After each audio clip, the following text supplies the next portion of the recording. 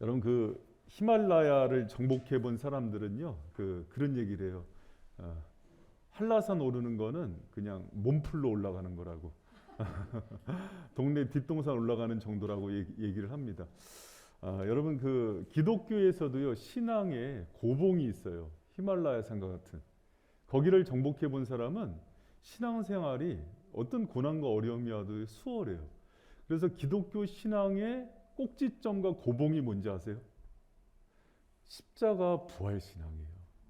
여러분 십자가 부활을요 그냥 부활절 하면은 여러분한테 어떤 의미로 다가오세요? 예수님 살아나셨네 이게 아니라 부활의 산소망이 여러분의 것이 될 때에 정말 생명력 있고 영향력 있는 생생한 그리스도인이 된다는 걸 기억하시기 바랍니다.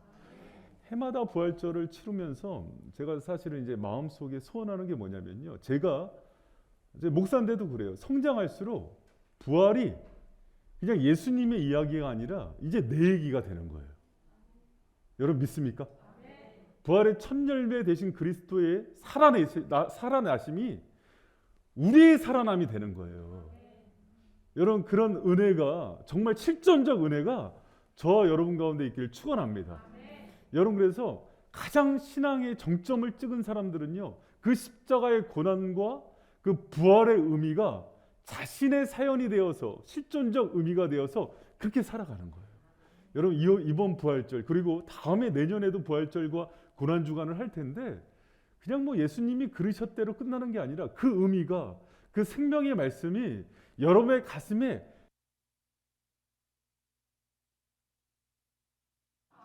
여러분 그 필립 얀시라는 그런 신학자이면서 목회자이고 또 영향력 있는 저술가가 이런 얘기를 했어요.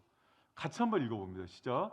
예수 부활의 믿음은 이 세상에 돌이킬 수 없는 것도 돌이킬 수 있는 믿음을 갖게 된다. 죽음마저 뒤집어 엎을 수 있는 능력도 갖게 된다. 그래서 필립 얀시 우리 책 많이 소개됐잖아요. 많이 읽었고 베스트셀러, 뭐 스테디셀러로 많이 소개됐는데 필립 얀시도 부활의 믿음을 가져야 이 어려운 시대, 코로나19와 절망의 시대를 살아가는 사람들이 돌이킬 수 없는 것도 돌이킬 수 있는 믿음으로 살아갈 수 있다는 거예요. 죽음도 생명의 소망으로 바라볼 수 있고 절망 가운데서도 소망을 꿈꿀 수 있고 멈춤 가운데서도 전진해 나갈 수 있는 믿음이 부활의 소망 가운데 있다는 거예요. 여러분 가운데 부활의 믿음이 있기를 축원합니다. 여러분 그 C.S. 루이스라는 사람은 이런 얘기를 해요. 스트루 테이프의 편지 그 우리 학생부 교사들 지금 그걸 북스터디 하는데 거기서 사탄이요 이 부활의 소망을 갖는 걸 제일 싫어한대요. 그래서 뭐라고 얘기를 하냐면 인간을 타락하고 싶다면 사탄이 하는 얘기예요. 눈에 보이지 못하는 세계, 눈에 보이지 않는 세계에 진짜가 있다는 것을 모르게 하라. 특히 부활이. 여러분 부활의 산소망을 모르면은요 이 땅 가운데서 모든 걸 누리고 싶어하기 때문에 타락한다는 거예요. 여러분 예수 그리스도가 부활하셨고 그 부활이 우리의 것이 됨을 믿고 또 이것을요 여러분께 구해서 받아내는 우리 바이젠 성도들 되시길 축원합니다. 그리고 특히 여러분 제가 오늘 그 부활에 대해서 얘기할 텐데요.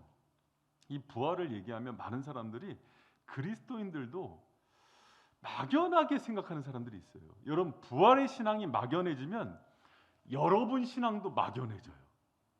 근데 부활의 신앙이 확실해질수록 여러분 신앙이 견고해진다는 것을 기억하길 축원합니다. 그래서 여러분 오늘 말씀을 통해서 그 부활이 정말 역사적 사실로서뿐만 아니라 예수 그리스도의 그 믿음의 확증 또 여러분의 사연이 되는 은혜가 있길 축원합니다. 여러분 제가 오늘 역사적 부활의 확실한 증거들을 몇 가지 얘기할 텐데요. 그리스도인들조차도 부활을 신화로서 생각하는 사람들이 있어요. 여러분 이 부활의 이 신앙이 흔들려 버리면 믿음이 뿌리째 흔들려 버려요. 그래서 제가 오늘은 조금 이제 새롭게 접근할 건데요.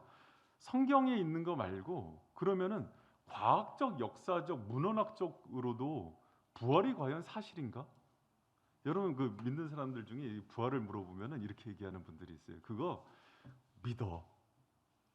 그러나 저는요 사실은 그렇게 믿는 걸 별로 좋아하지 않아요. 모든 정치, 경제, 역사, 철학, 뭐 과학 이 모든 것들은요 하나님이 다스리는 영역이에요. 그래서 과학적 역사적으로도 부활이 증명되고 있다는 것을 기억하시길 축원합니다. 여러분, 제가 그 세계적인 석학들 몇 분 소개를 할게요.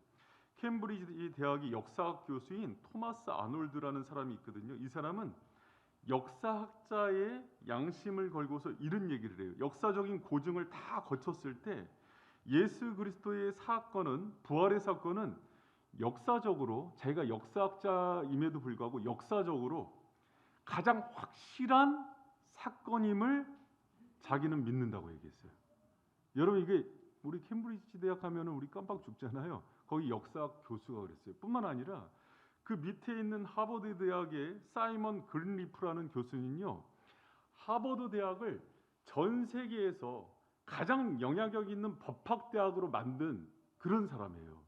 그래서 하버드대 법학자들 그 출신들은 그린리프 하면은요 다 무릎 꿇는 사람이거든요. 이 사람이 뭐라고 얘기를 했냐면, 자신의 법적인 저서 3부작에서 예수 그리스도의 부활을 언급하면서 예수 그리스도의 부활만큼 법리학적으로 따져봤을 때도 확실한 증거는 없다고 얘기했어요. 여러분, 목회자 신학자가 하는 얘기가 아닙니다. 그리고 캠브리지 대학의 문헌학 교수인 웨스트코트 홀트라는 사람은요, 문헌학적으로 봤을 때 신약의 헬라어로 쓴 신약 성경은 가장 확실하고 팩트다고 얘기를 했어요. 여러분 믿습니까? 제가 저기 신학자들, 목회자들 얘기하는 거 아니에요. 저희 인문학자들이 얘기하는 거예요. 자신의 양심을 걸고. 그래서 하는 얘기가 뭐냐면, 이 모든 것들, 여러분 봐요. 역사학자, 법학자, 문헌학자들이요 다 뭐라고 얘기하냐면, 성경 또 예수 그리스도의 부활은 팩트다. 이거는 여러분, 이순신 장군이 살아서 저기 임진왜란 때 우리나라를 이렇게 외국으로부터 지킨 거 믿어요? 세종대왕 살은 거 믿어요? 그거보다 더 확실한 증거라고 얘기하는 거예요. 역사적 증거 중에선. 그리고 만약에 법학자가 얘기하는 거예요. 내가 재판을 한다면 예수 그리스도의 부활 사건은 반드시 승소할 수 있는 사건이라고 얘기를 하는 거예요. 여러분, 우리가 믿는 부활이 그런 거예요. 그리고 문헌학자가 얘기하는 거예요. 모든 고증을 거쳐봐도 고대 문서들 중에서 신약 성경만큼 정확한 성경은 없다는 거예요. 근데 신약 성경에 보면은요 11번 예수 그리스도의 부활에 대한 사건이 나와요. 그리고 부활의 증인으로서 500명 이상이 소환이 돼요. 여러분, 우리는 그랬잖아요. 예수님 부활 성경에 있으니까 성경에 있는 게 믿을 만한가 그러는데, 일반 인문학자들이 얘기한다니까요. 이거는 확실한 팩트라고. 근데 500명의 사람들이요 한 번에 볼 때도 있었고, 베드로 앞에 나타날 때도 있었고, 마리아에게 나타날 때도 있었고, 엠마오 도상으로 가는 두 제자에게 나타날 때도 있었고, 사도 바울에게도 부활하신 예수님이 나타나신 거예요. 여러분, 그 부활의 예수 그리스도를 믿는 저와 여러분 되시길 축원합니다. 그런데 이거보다도 더 확실한 증거가 있대요. 뭐냐면은 아무래도 이제 인문학자들이니까 그거예요. 결과론적 증거물을 제시해요. 결과론적 증거물은 뭐냐면 이런 거예요. 예를 들어서 꽃이 탔어요. 그 다음날 왔더니 꽃이 다 타버렸어요. 그럼 이거는 어떤 원인이 있었던 거예요?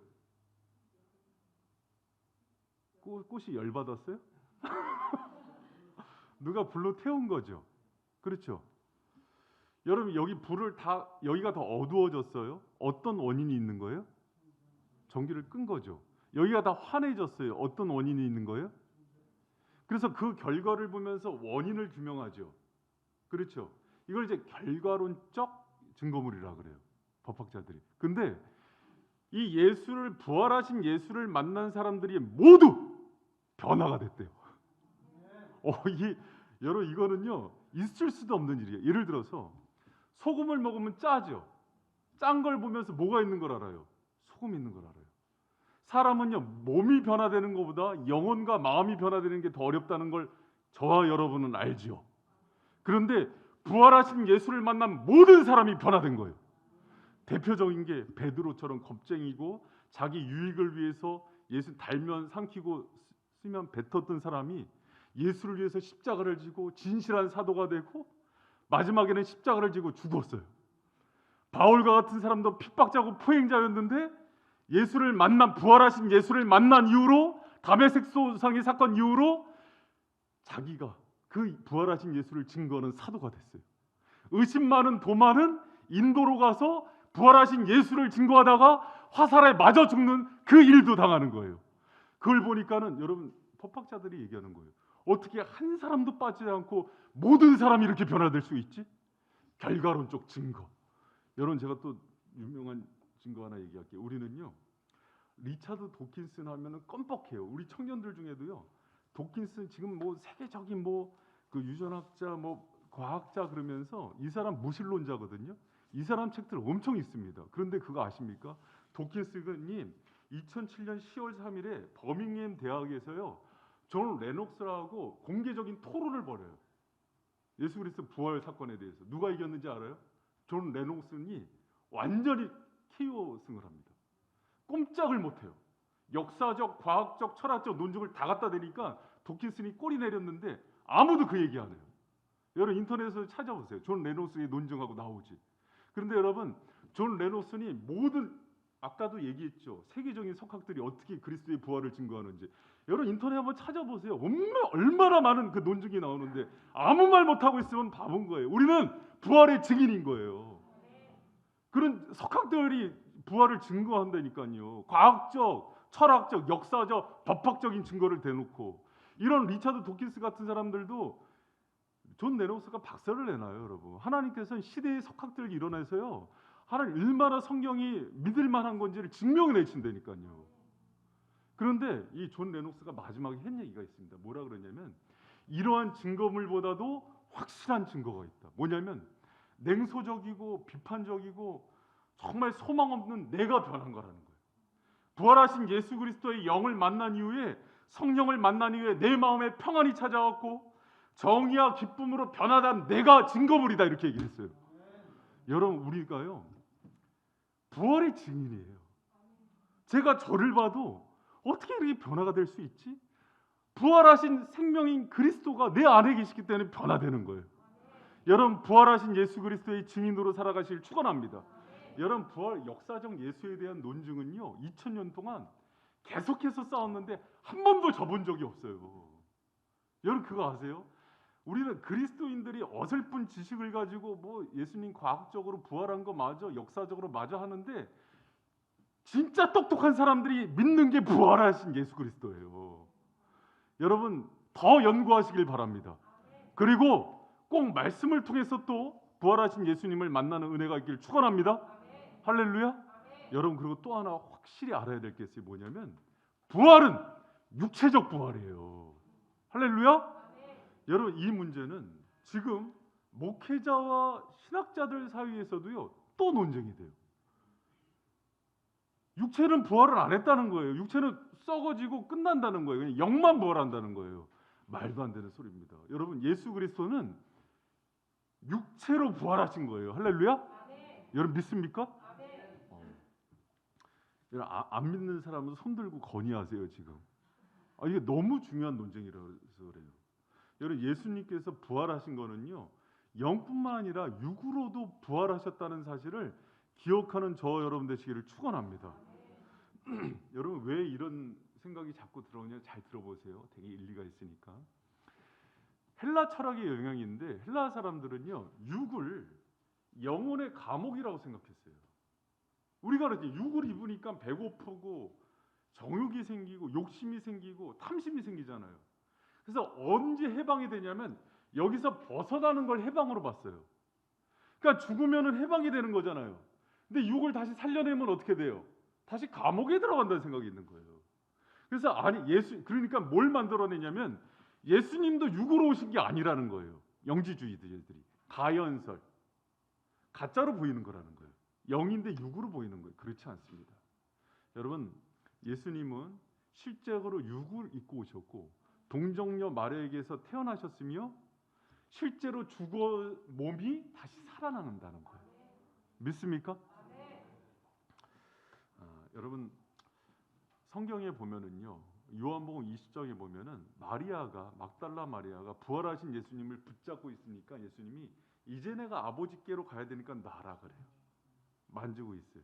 도마한테는 의심하지 말고 만져보라 그러면서 아직 아버지께로 가기 전인 거로 몸에 상처가 남아있기 때문에 손에 못자국과 창자국을 만져보게 했어요. 할렐루야. 베드로하고는 또 뭘 해요? 음식을 먹기도 해요. 육이 있기 때문에 그래요. 그러나 그 육은, 여러분 요건 생각해야 돼요. 우리가 생각하는 부활체의 육은 병이 걸리거나 늙거나 죽는 몸이 아니에요. 그래서 고린도전서 15장 49절에는 흙에 속한 자의 형상이 아니라 하늘에 속한 자의 형상을 덧입는다 그래요. 그게 우리의 부활체의 육인 거예요.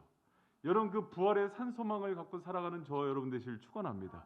그래서 병들지 않아요. 장애도 없어요. 그래서 예수님은 승천할 때 어떤 도구를 타고 올라간 게 아니라 가만히 있다가 부활체의 육의 힘으로 하늘로 올라가는 힘을 갖고 있더래요. 공간 안에 있는 제자들을 만날 때 벽을 통과해서 들어와요. 부활체의 육의 힘이에요. 여러분 그 힘이 사모되지 않아요? 그럼요. 여러분 그 몸을 하나님께서 주시는 거예요. 그런데 우리 인생은 이거 잘 들어보세요. 3기로 나뉘어요. 뭐냐면 이 땅에 육과 영이 있을 때 불완전한 육이에요. 죽은 이후에는 영은 천국을 가고 육은 썩어져 있어요. 근데 이 몸이 언제 부활해요? 예수 그리스도 천사장 나팔 소리 날 때 하늘에서 여러분 재림하실 때 육이 부활해서 영과 결합이 되는 거예요, 다시. 근데 이 육은 이전과는 땅에 속한 육과는 차원이 다른 거예요. 여러분 그래서 변화된 육, 새로워진 육을 사모하는 거예요. 여러분 그 부활체로 우리가 다시 살아난다는 것을 믿는 저와 여러분 되시길 축원합니다. 그래서 예수님이 자신을 뭐라 그러냐면은 부활의 첫 열매라 그러는 거예요. 예수님께서 부활해서 육을 입으셨기 때문에 그 뒤에 맺히는 열매들은 동일한 열매를 맺는 거예요. 그래서 여러분 우리가 육신의 부활로 하늘의 형상을 입을 그날을 사모하는 저와 여러분 되시길 축원합니다.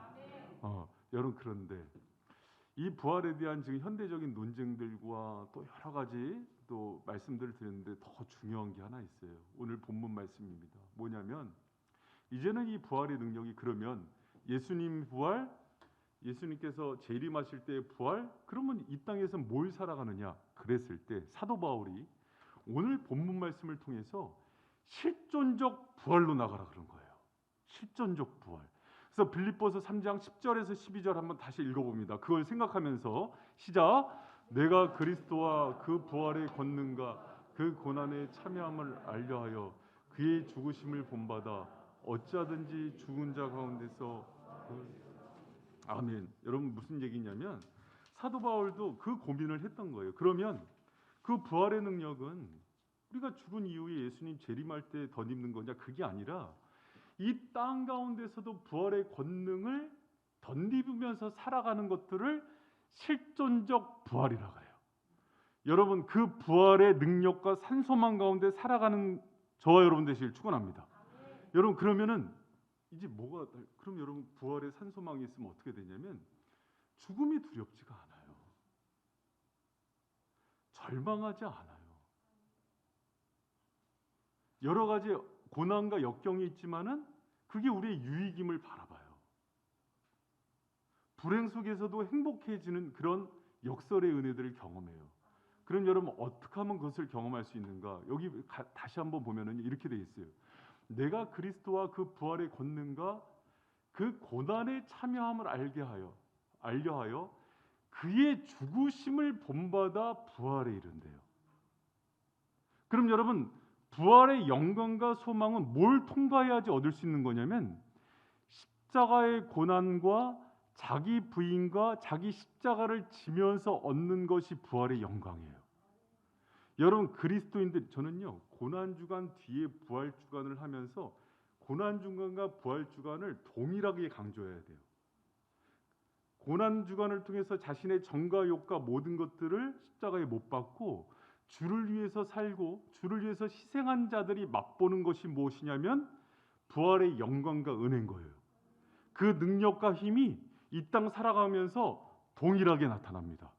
여러분 저는 말씀 준비하면서 한국교회가 잃어버린 능력이 실존적 부활의 능력이라고 봐요.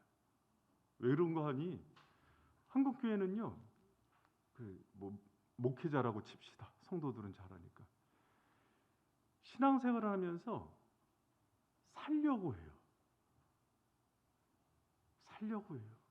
명예를 누리려고 그러고 어떤 자기가 유익을 얻으려고 그러고 자자손손 세습을 해서도 권력을 잡으려고 그러고 부활의 능력이 임하지 못해요. 여러분 사도 바울은 잘 생각해 보세요. 우리가 좋아하는 스펙을 다 갖고 있어요. 가말리엘 문외예요. 뭐 하버드대 출신이라는 거예요. 그리고 사도 바울은 사내들인 공의원이에요. 국회의원쯤 된다는 거예요. 신분도 로마 시민권 있어요. 미국 시민권 있다는 거예요. 그런데 다 배설물로 여겨요. 주를 위해서 헌신해요. 그러니까 주님이 사도 바울이 사역하는데 수건만 앞치마만 대도 사람들이 살아나요. 매를 맞고 거의 죽을 것 돼서 던져놔도 부활의 소망 가운데 살아나요. 여러분 그 은혜가 저 여러분 가운데 있기를 축원합니다. 여러분 그게요 부활 실존적 부활로 살아가는 거예요. 많은 사람들이 저는 제가 볼 땐 그래요. 한국 교회가 과거보다 되게 돈도 많아졌어요. 외형적으로 되게 부유해져서 건물도 화려해요. 근데 뭘 잃어버렸냐면 바로 이 실존적 부활을 잃어버렸어요. 신앙적으로 자기 살궁리를 너무 많이 하고 살아가요. 영적인 배수진을 치고요. 하나님만 나를 돕지 않으면 살 수 없는 그렇게 신앙생활을 해야지 영적인 부활을 경험하는데 그걸 경험하지 못해요. 여러분 그렇기 때문에 부활의 능력이 안 나타나니까 교회가 생명력을 잃어가는 거예요. 여러분 저는 바이센교회가 부활의 능력이 없어지면은 가장 불행한 교회가 돼요. 사도 바울이 했던 얘기예요. 우리를 살리시는 거는요. 바로 주님께서 십자가의 길을 보이시고 자기 부인과 자기 십자가 끝에 오는 부활의 능력을 덧입길 원하는 거예요. 여러분 그렇게 부활의 능력을 여러분의 것으로 만들어가는 저 여러분 되시길 축원합니다. 그래서 여러분 부활의 능력은요. 그냥 주어지지 않아요. 빌립보서에서 바울이 얘기하는 게 뭐냐면 그 십자가의 길 자기 부인과 자기 십자가를 지고 자기 희생을 통해서 예수 그리스도를 전부로 여기고 나가는 그 사람에게 주어지는 게 부활의 능력이에요. 여러분 그 능력을 경험하는 저 여러분 되시길 축원합니다. 그래서 꼭지점이라 그러는 거예요. 그런 저는 저희 참 좋은 선생님들을 많이 만났던 것 같아요. 그러니까 본대로 따라가는 게 있어요. 근데 제 선생님들이 했던 것들 중에 하나가 뭐냐면 목회하고 또 영혼들 돌보다가 예를 들어서 목회자도 그럴 거 아니에요. 힘들고 어려워서 먹고 살기 어렵고 그럴 때 있잖아요. 그러면은 죽어 그러더라고요. 어떻게 죽어요? 그런데 그냥 십자가에 달리신 예수님 바라보면서 그분께 기도하고 말씀 보면서 그분이 부활의 능력으로 어떻게 살릴지를 경험해. 이렇게 얘기를 하더라고요. 근데요, 저도 이제 저뿐만 아니라 많은 목회자들 보니까 그 죽음 직전에 뭐를 하냐면 야곱이 돼버려요. 그래서 카드를 의지하고 힘 있는 사람을 찾아가고 그러면서 자기께로 살아가요. 그러니까 부활의 능력이 임하지가 않는 거예요. 여러분 주님의 부활의 능력을 사모하십니까? 죽어도 주님께서 우리를 믿음 안에서 그리스도 안에서 다시 살리신다는 걸 믿습니까? 죽으세요. 죽으세요, 여러분. 안 죽어요. 근데 안 죽어요. 그게 역설이에요. 여러분 누가 저한테 그런 물음을 해요. 동기들이 요새 한참 물어요. 제가 이제 선전하고 다니니까 나 3년 후에 개척한다. 선전하고 다니니까 너 진짜 바보다. 그렇게 교회 성장시키고 20년만 있으면 너 연금 떡떡 나오고 그러는데 어떻게 여러분 그 생각이 부활의 능력을 경험하지 못하게 하는 거예요. 여러분 주님은요 그 방식으로 교회가 성도가 사는 법을 알려주지 않으셨어요. 주님의 교회는요 누군가 십자가의 길을 가고 자기를 부인하고 자기의 모든 것들을 다 주를 위해서 던지는 그 사람에게 부활의 생명력이 나타나는 거예요. 여러분 우리가요 말씀을 살 때 말씀을 말씀대로 사는 그 원리 가운데서 주님의 역사가 나타남을 믿는 저와 여러분 되시길 축원합니다. 제가 이제 그 3년 6개월 동안 계속 할 얘기가 뭐냐면 믿음의 전공법이에요. 믿음의 전공법. 적당히 타협하지 않고 주님 가신 그 길을 그대로 뚫고 나가는 거예요. 그랬을 때 주님이 어떤 역사를 이루시는지를 경험하는 거. 그 부활의 능력이 저와 여러분의 능력이 되기를 축원합니다. 여러분 그래서요. 부활의 영광만 바라보면 안 돼요. 부활의 영광만 바라봐서 부활의 능력이 임하는 법이 없어요. 철저한 자기 부인과 십자가와 자기 모든 정가욕을 피 흘리기까지 십자가에 못 박아 버리고 주님의 은혜로 나를 어떻게 덧입는지를 바라보는 거예요. 내 인생을 사도 바울처럼 주를 위해서 불태워 버리면서 하나님이 어떤 역사를 이루시는지를 보는 거예요. 그게 어려워요. 어려워요. 왜? 성도뿐만 아니라 목회자들도 보니까 살려고 목회를 하더라고요. 그래서는 부활의 능력을 경험하지 못해요. 여러분 부활절에 실존적 부활이 저와 여러분 가운데 있기를 축원합니다. 여러분 이 신앙이 왜 꼭지점인지를 알아야 돼요.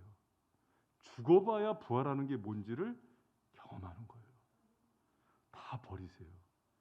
주를 위해서 다 배설물을 버리세요.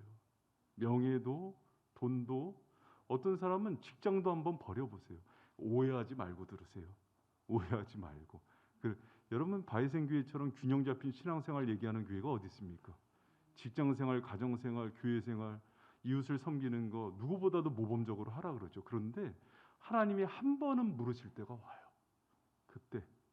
그때 자기를 철저히 부인하고 영광된 부활을 소망하면서 아무것도 믿지 않고 그 부활의 주님만 믿고 나가는 저와 여러분 되시길 축원합니다. 이 부활의 메시지가 그래서 되게 부담이 돼요. 듣지 말 걸 그랬어. 부담이 돼요. 그러나 우리는요 여러분 죽는 게 아니잖아요. 인생 3기로 나뉘잖아. 이 땅에 살다가 죽으면은 천국 가고 이게 그냥 막연하게 느껴지는 게 아니라 실존으로 돼요. 그래서 빌립보서에 되면 바울이 뭐라 그러냐면 내가 죽어서 천국 가는 게 더 나한테는 행복한 일이라 그래요. 그런데 남은 사명과 너희를 위해서 여기 있다고 얘기해요. 할렐루야? 여러분 영광된 천국이 사모돼야 돼요. 이 땅이 좋으면 안 돼요. 나그네예요. 그러니까 부활의 능력이 임하지 않는 거예요. 여러분 제가요 저를 봐도 아직 설 익었어요. 그래서 바울 같은 부활의 영광과 능력이 아직 잘 나타나질 않아요. 저희 기도 제목이에요. 그래서 마지막에 그런 목회자가 되고 싶어서 몸부림치는 것 같아요. 그런데 목회자뿐만 아니라 성도들도 부활의 실존적 능력 가운데 살아가는 성도들을 살아있는 사람이라 그런 거예요. 여러분 진짜 살아있는 성도들 되시길 축원합니다. 그래서 여러분 이 고봉에 올라가면은 웬만한 땅에 있는 것들에 매이지도 않아요. 겉으로 보면은 평안해서 딱 까보면은요 감당 못할 시련들이 막 있어요. 그런데도 평안해요. 부활의 산소망이 역사하니까. 저와 여러분이 그런 부활의 실존적 은혜와 능력이 있기를 축원합니다. 여러분 그런 권사님들 보잖아요. 자기 죽음의 때를 아는 것 같아요. 80, 90대에서 그러면은 그냥 이렇게 수위들 이렇게 하면서 어유 주님 이제 만나러 가야지 하다가 어느 날 기도하다 후련히 하늘나라를 가는 걸 그렇게 사모해요. 여러분 죽어야 부활을 하죠. 여러분 오늘 연세 드신 분들 계시는데 오해하고 들으지 마시고요. 이 부활의 산소망이 저와 여러분에게 실존적으로 나타나기를 축원합니다. 그러면 돈도 안 걸리고 내가 어느 학교를 나왔다는 것도 안 걸리고 내가 이 땅 가운데 어떤 시련이 있다는 것도 안 걸려요. 그래서 그 이후에는 살아주기를 한대요. 살아주기를. 여러분 부활의 산소망이 역사하는 참 신앙인들 되기를 축원합니다. 얕은 물에서 놀지 마세요. 깊은 물에서 노세요. 동네 언덕에서 힘들어하지 마시고 고봉에서 내려다 보세요. 그래서 오늘 부활인데 주님의 부활, 주님 나를 위해서 십자가에 달려 죽으시고 산소망이 되시고 나를 살리셨네. 주일학교애들이 하는 그 수준 말고 이제는 여러분 그 부활의 생명력 가운데 살아가는 은혜의 성도들 되시기를 축원합니다.